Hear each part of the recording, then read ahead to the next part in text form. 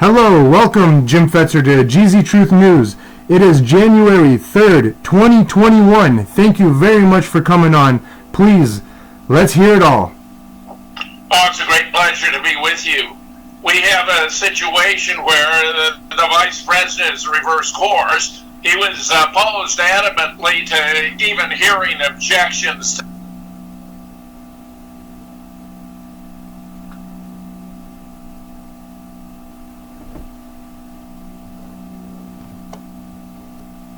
Uh-oh.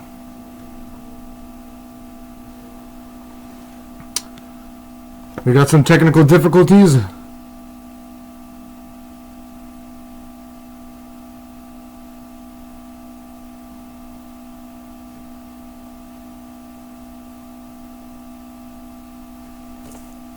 Let's try this again.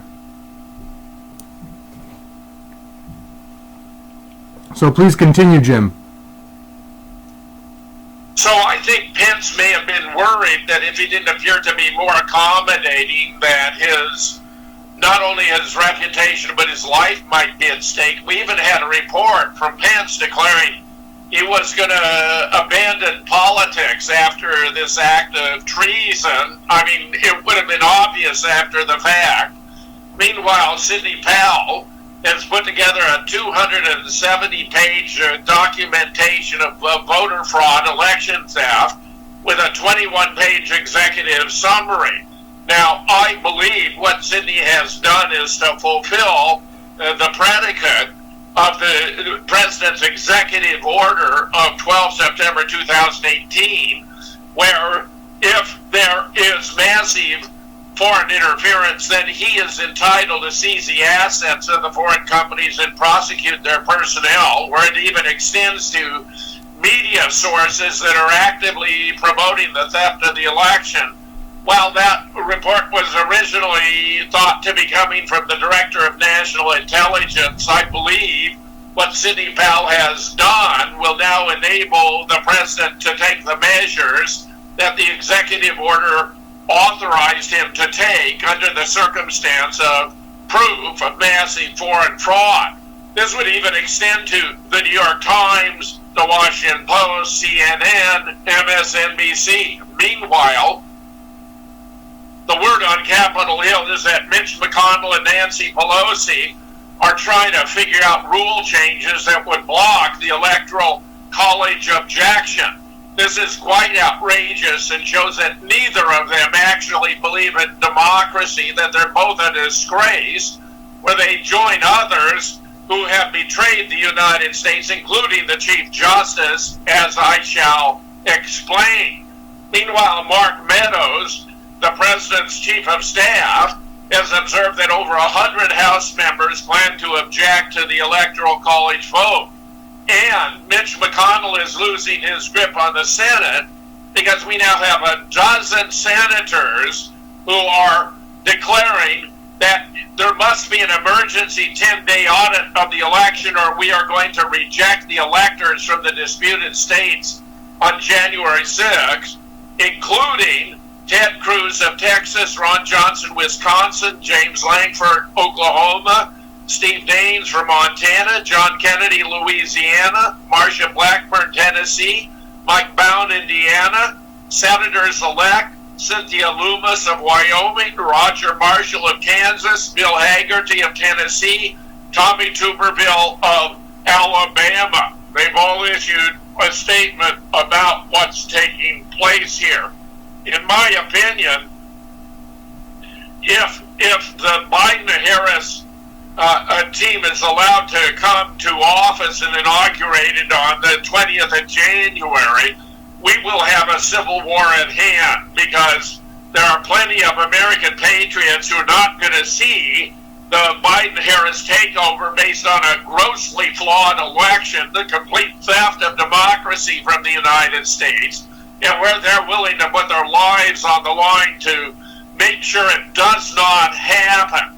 Meanwhile, the President has urged supporters to gather in D.C. on January 6th. I expect hundreds of thousands are going to turn out in Washington, D.C., where the Democrats are doing their best to be non-accommodating, that they're closing up hotel space and even freezing the bathroom facilities so that it will be a situation of maximum discomfort. We may see Washington, D.C. turn into the San Francisco of the East Coast, because San Francisco has allowed defecation in the street, public urination for years now, in where the amount of feces deposited on the streets of San Francisco is simply staggering. So we may see a similar result. Patriots should not be dissuaded. But I must mention, after the latest false flag in Nashville, which was wrongly blamed on this man who had an RV, but it was a completely different RV than the one that allegedly exploded. His RV was a white RV. It was relatively small, and it had a different window configuration than the yellow RV that was parked, which was significantly larger, had a different window configuration. Only Domagard has become very adept at predicting where the next false flag will occur based upon clues left behind at the last. It appears the perps feel it's their obligation to announce in advance what they're going to do, and that if the public doesn't notice and respond appropriately, then responsibility for what happens rests with them rather than the perps. It's a bizarre attitude, but it's very much what they have in mind here and have been practicing for years and years and years. Ole has found signs that the next false flag will be on Capitol Hill. He's predicted the location. I predict the date, that it'll be the 6th of January, when hundreds of thousands of American patriots are there to protest the theft of the election and any Congress that would ratify the destruction of democracy in the United States and the subversion of the Constitution. Ironically, there's a very strange report coming from the president of Iran, Hassan Rouhani, which is interpreted as a threat of death to Trump. In a few days, the life of this criminal will end. Well, we had what I believe this is a perversion of language, and what he really meant is not the life of this criminal will end, but the criminal administration of which he is the head will end, which would make sense and be appropriate if the Biden-Harris administration is allowed to come forward. We had a similar situation where a previous president of Iran made the observation that this too will pass, in reference to the extreme Zionist administration in Tel Aviv, but which was mistranslated as declaring that we're going to wipe Israel off the face of the earth, which has been used against Iran ever since. That's completely outrageous. But what I see here is a perfect circumstance for an Israeli false flag. They do this all the time. They're the past masters. They have been upset with Donald Trump because he has not been willing to bomb Iran. And I believe now they're willing to take an action that they would blame on Iran to motivate the American people to take a drastic action in retaliation against Iran, even though Iran may be, well, in fact, is the most peace-loving great nation on earth, where Iran has not launched a war of aggression upon any other state since 1777. Just to put that in perspective, the ratification of the Constitution began in 1787. George Washington was elected our first president in 1789. So for longer than the United States has existed as a constitutional republic, Iran has not launched a war of aggression against any other state. Meanwhile, they're having lots of memorials and observations over the assassination of General Soleimani, which occurred in Iraq, where he traveled there on a peacekeeping mission. Trump allowed this to happen. In my opinion, it was outrageous, probably the most serious blunder of his administration. I have no doubt he was encouraged by Bibi Netanyahu, but it was a wrongful act. Soleimani is a military genius and a politician of great aplomb, tremendous skills in working things out, was probably going to be a future president of Iran. I thought this was really disgraceful. It was a violation of Iraqi national sovereignty and technically an act of war. You know, Donald Trump ought not to have done it. I'm very embarrassed that he allowed that to happen. Meanwhile, we have California trying to pass a lot of fund people for false information. In other words, if you don't agree with the official narrative, then they're going to apply a ministry of truth all in 1984 to punish you with severe fines and other sanctions, leading me to wonder whether they're going to find Bill Gates' claims about his vaccine or Tony the Rat Fauci about the pandemic, which are light years removed from the truth, to be in violation of such a statute were California to be so incredibly stupid as to pass it. Meanwhile, Bill Gates has admitted during a recent interview that as many as 700,000 people may die from his vaccine. What's stunning about this is that the total number worldwide who have died today is 263,346. So what Gates is admitting is that those who are going to use the cure are going to be double or more the death of those who had died without it. That's completely outrageous. But it's very obvious that the cure was a principal reason for introducing the pandemic in the first place, because the cure is going to do a lot of very bad things to human beings and other living things, completely outrageous. It includes abortifetal tissue, heavy metals, potentially even Bill Gates' DNA. Think about that. It combines an RNA factor with the ability to change your DNA. Potentially, whether it's there now or not, it's going to have a chip with all your financial records, because if the Great Reset is allowed to come into play, then all money is going to be done in terms of digital processing, so they'll know every expenditure you ever make. If you don't conform to the social behavioral expectations, you'll be punished by having your access to money cut off. In return for a guaranteed annual income in a cubicle, 300 square feet to live, you have to surrender all your property and all your assets, in return for which they'll pay off your mortgages, your student loans, and your credit card debt. But if you refuse to take the vaccine, you're going to be confined to a FEMA camp as a public health menace. And if you continue to protest and be uncooperative, you may find your head is severed from your body, where the use of guillotines, made in China, of course, is the preferred instrument of death, because then they can harvest your organs all the more easily. Meanwhile, a lot of healthcare workers are refusing to get the COVID vaccine. The numbers are fairly stunning. About 50% of the frontline workers in Riverside County, California, have refused to take it, acknowledged by the Riverside Public Health Director. California is currently overwhelmed with cases at hospital staff in Southern California, with a shortage of intensive care units, except that appears to be propaganda. It does not appear to be true.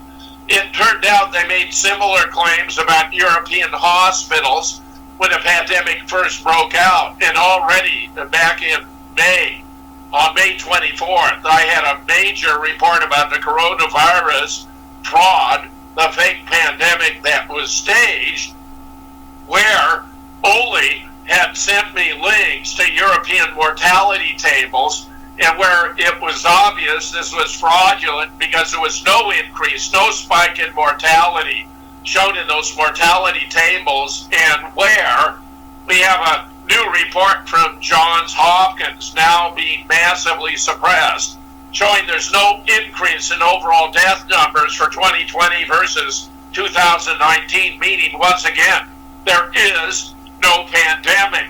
In fact, Minnesota State Senator Scott Jensen, who's also an MD, had reported how surprised he was at being pressured to label a patient who had died without ever being tested as having died from COVID-19. Well, the fact is, COVID-19 is a chimera. Virtually any test will come up positive for COVID-19 because virtually all of us who have ever had a cold or the flu have residual RNA fragments that would test positive.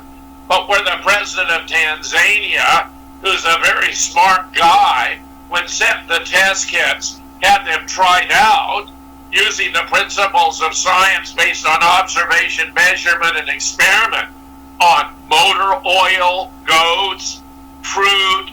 I mean, it was outrageous, where the vast majority of these disparate objects that had been tested came up positive for COVID.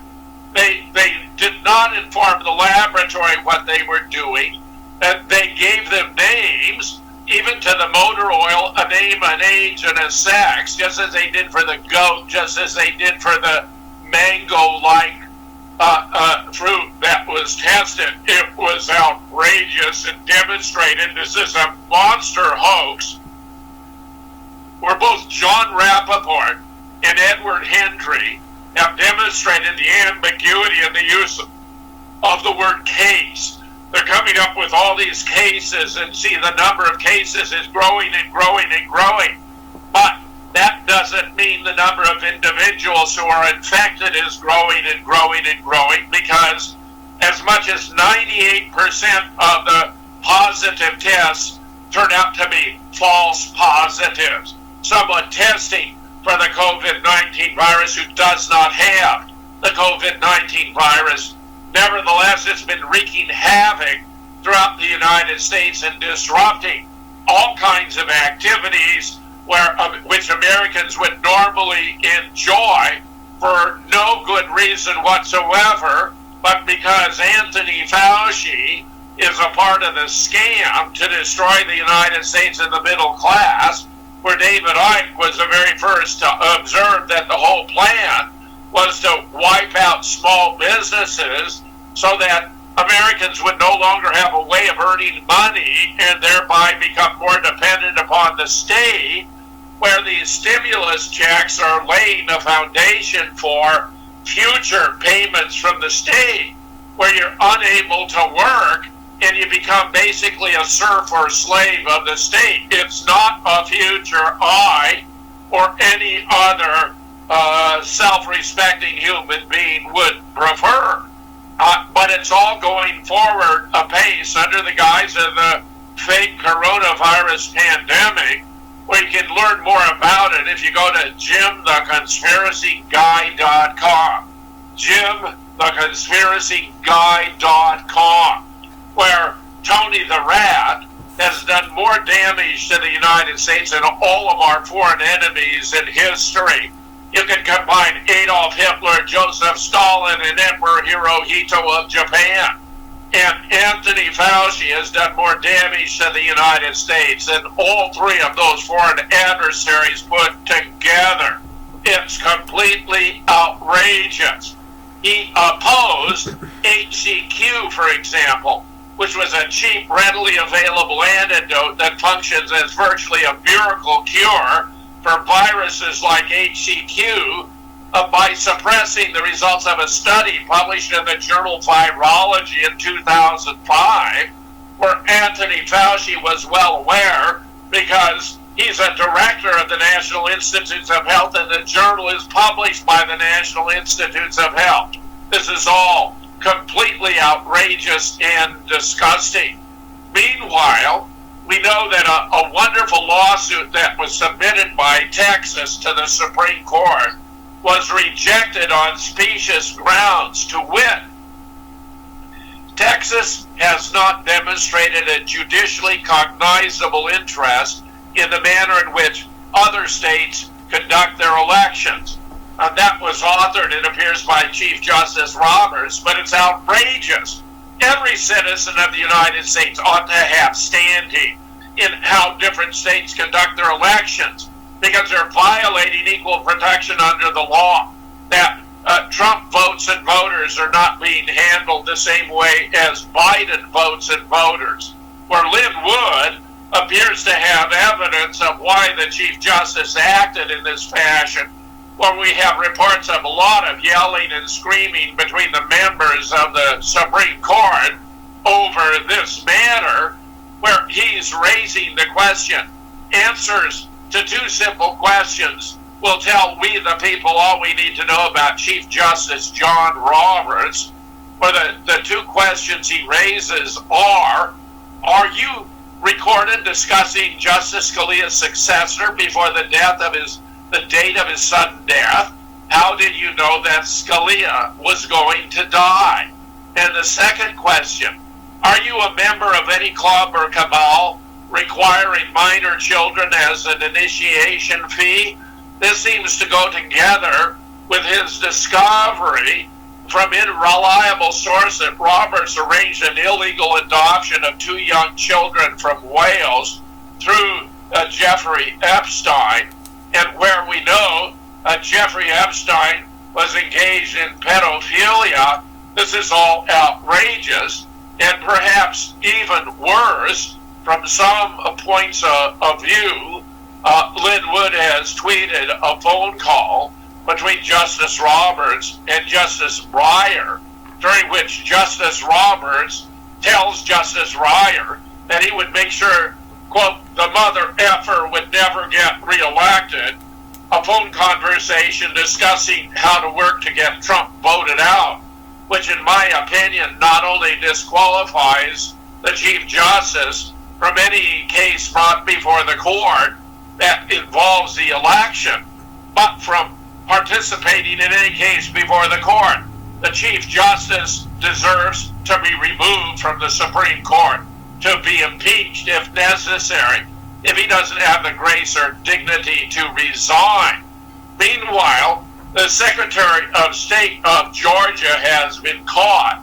Georgia ballots were printed differently for GOP precincts versus Democratic precincts. A brilliant fellow by the name of Jovan Pulitzer was invited to testify on irregularities related to the November 3rd election to Georgia's Senate Judiciary Subcommittee on Elections. And what he exposed was that the Republican ballots had a barcode that was missing from the Democrat ballots, where the barcode instructed the Dominion machines to kick them out. Absolutely outrageous. Meanwhile, and this is a bit more personal, 60 Minutes is going to have a program tonight where they're featuring a man who calls himself Lenny Posner about what happened in Sandy Hook. And they put him to disguise. We have photographs where CBS had to hire specialized makeup artists to disguise Posner because of the threats he faces from conspiracy theorists, where he's supposed to have had a son, Noah, who died at Sandy Hook.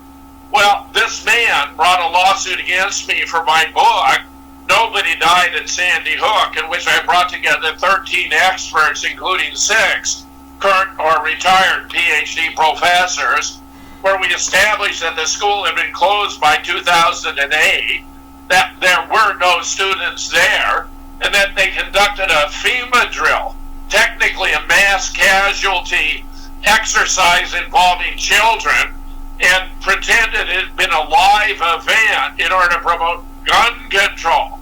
Now, this same person who appears to be going on the air on the CBS on 60 Minutes tonight looks to me like he's the same guy who came to Madison, Wisconsin and gave a deposition under the name of Lenny Posner. But the fact of the matter is, the Lenny Posner who had a son who purportedly died at Sandy Hook has had his photograph published all over the world millions of times. So why in the world would they need to disguise it? Why in the world would he need to conceal his appearance if it were the same guy? Since the real Lenny Posner, who appears to have been using a fake name from the beginning, has had his photograph published worldwide millions of times, why would he need to disguise his image unless it's not the same guy? When I challenged his identity in court, the judge would not allow it and awarded legal fees for my attempts at discovery.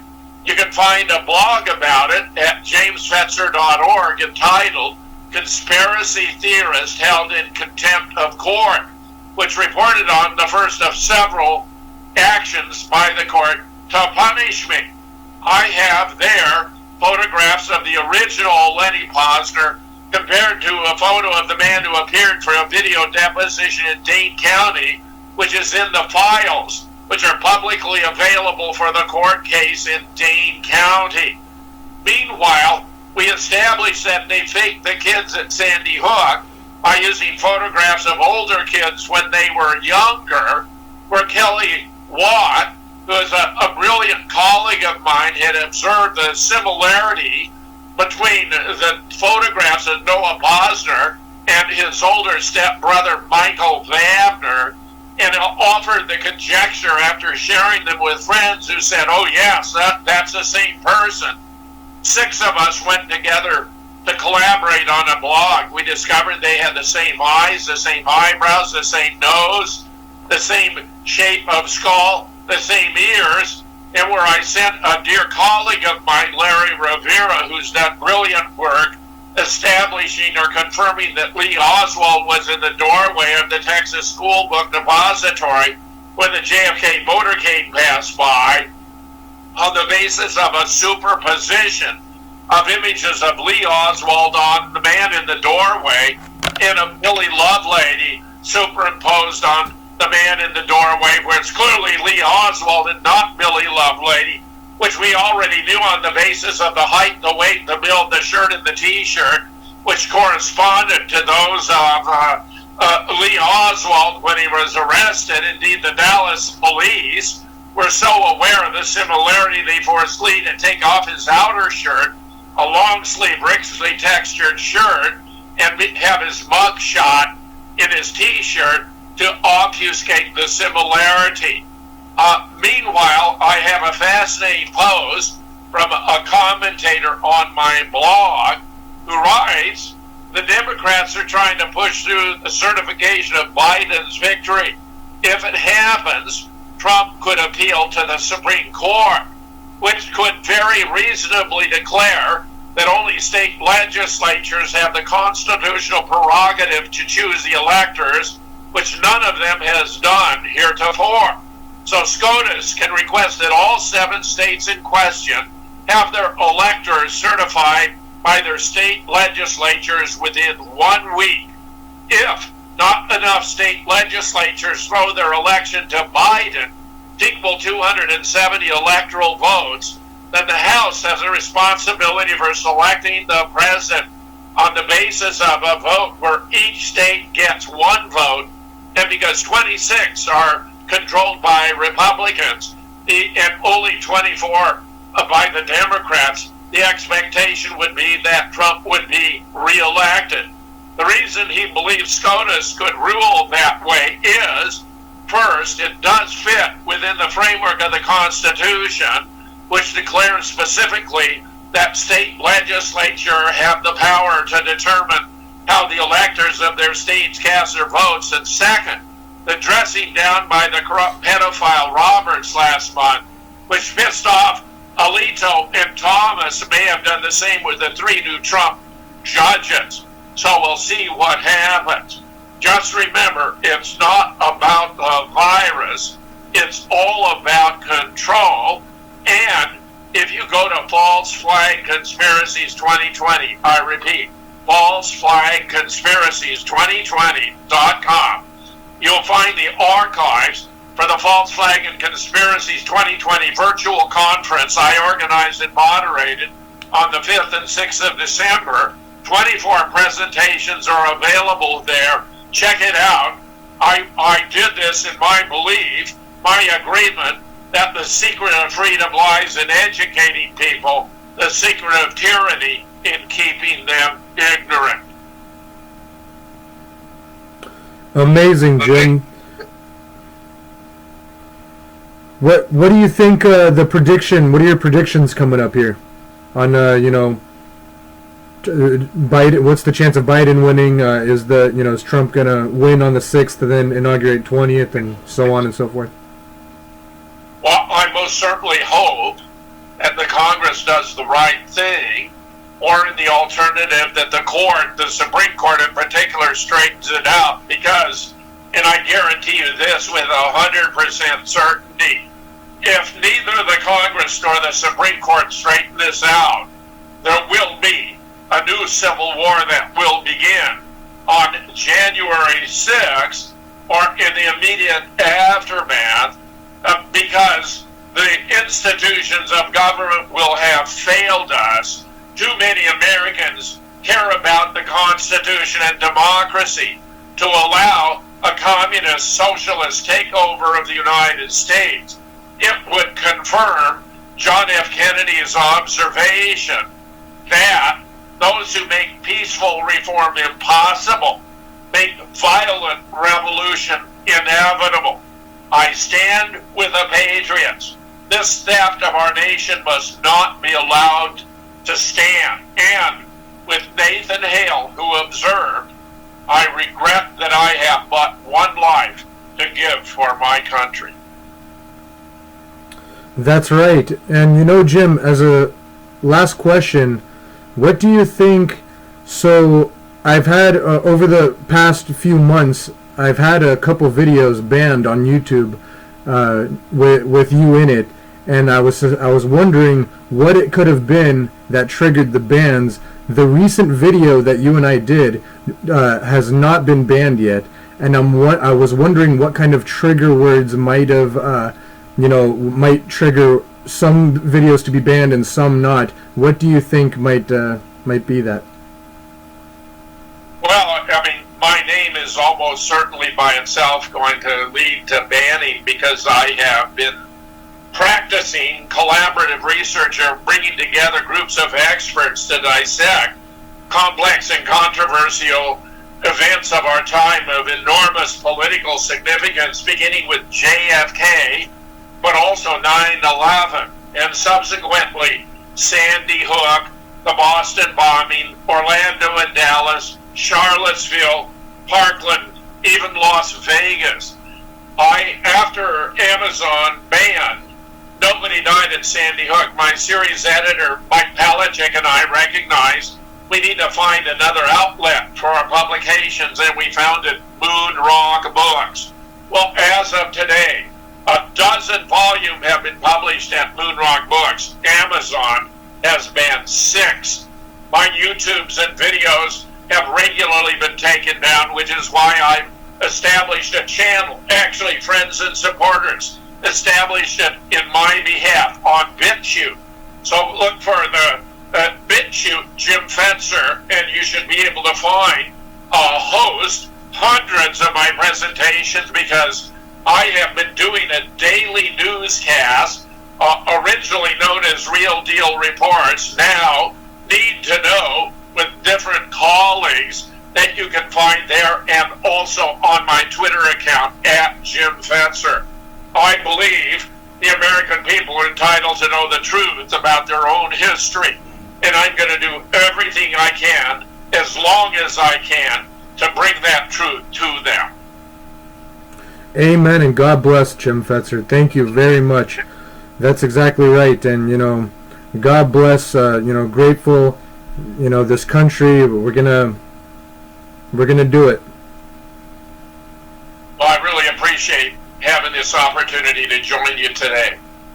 Thank you. We're going to keep spreading the word, keep keeping in touch, and thank you very much for everybody tuning in, and talk to you soon, Jim. Thank you. You got it. Thank you. Take care.